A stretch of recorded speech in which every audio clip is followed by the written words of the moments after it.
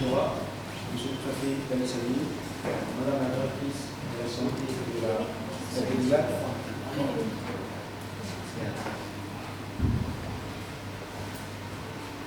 Monsieur le sous-préfet, l'équipe et d'abord Monsieur le vice-président du conseil régional de la Torah, Mesdames et Messieurs, nos prédécesseurs ont parfaitement brossé le contexte général du dispositif en tant que pays d'accueil, de transit et de destination.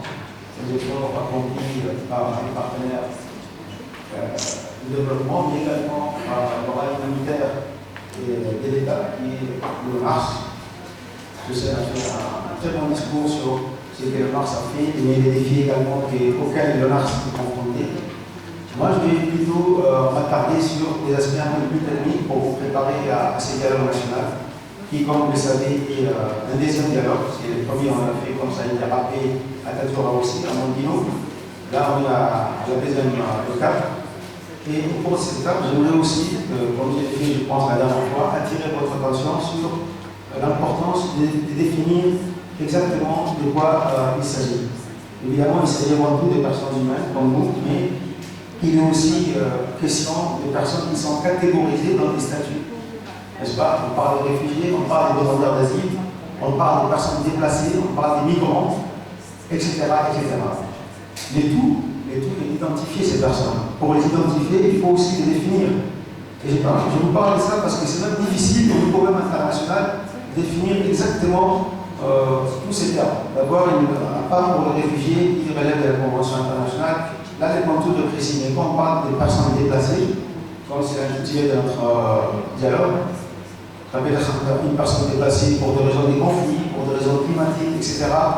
Est-ce que cette personne est prise en compte dans une catégorie? Pas vraiment. Les réfugiés, les demandeurs d'asile, oui. Donc tout ça pour vous dire qu'il y a des organes qui sont chargés de la collecte des données, parce que c'est eux qui sont à la base de tout ça.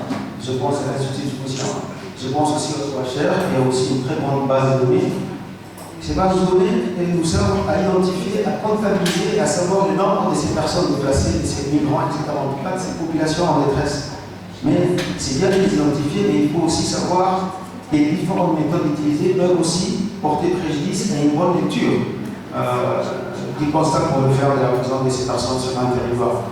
D'où la nécessité de prévoir une interopérabilité entre les différentes bases de données, entre les différentes applications, pour qu'elles puissent se parler, pour que les données puissent être partagées et qu'on puisse avoir une compréhension globale du problème et de la problématique. Ça, c'est un point sur lequel je voudrais attirer votre attention. Et plus pratiquement maintenant, que fait le Mars au quotidien? Parce que Fatima l'a dit à la fin de sa dernière intervention, tout le travail que fait le Mars, que fait le Mars? Le Mars fait effectivement office de bras humanitaire de l'État, mais il est en charge de l'accueil, de la réception de réfugiés jusqu'à l'obtention du statut de réfugié. Autrement dit, tout le travail de l'accueil, de l'assistance est fait par le Mars, bien sûr avec l'appui des partenaires au développement qui sont LIGAL, que j'ai oublié de remercier, mais ça on verra après, l'ISR, etc. Mais au quotidien, quand je parle de l'ARS, le travail de l'ARS, il faut voir aussi dans l'ARS, c'est l'État. En fin de compte, c'est l'État qui prend en charge. Mais est-ce que cet État a les moyens de prendre en charge tous ces personnes, tous ces réfugiés? C'est aussi l'objet de notre dialogue. Où les gars, personne n'a pas été là sur ces domaines-là, mais on a des difficultés à venir en aide aux réfugiés en termes de vivre, en termes de santé, même en termes d'éducation, même si c'est un segment qui marche assez bien. Au niveau de la santé, on ne le cache pas, c'est aussi le moment de discuter de ces problématiques. Pas en police, dans des bureaux, mais là on a tous les partenaires, il faut mettre sur la table. Pourquoi au niveau de la santé, il y a un boulot de complément? Pourquoi on n'arrive pas à subvenir aux besoins de réfugiés qui sont dans le mouvement de réfugiés? Je ne vous parle pas des réfugiés urbains, ceux qui sont à Djibouti, etc. Non, ceux qui sont à Yaradé, à Hol, par exemple, pour les vivre. On a des difficultés pour la santé, on a des difficultés.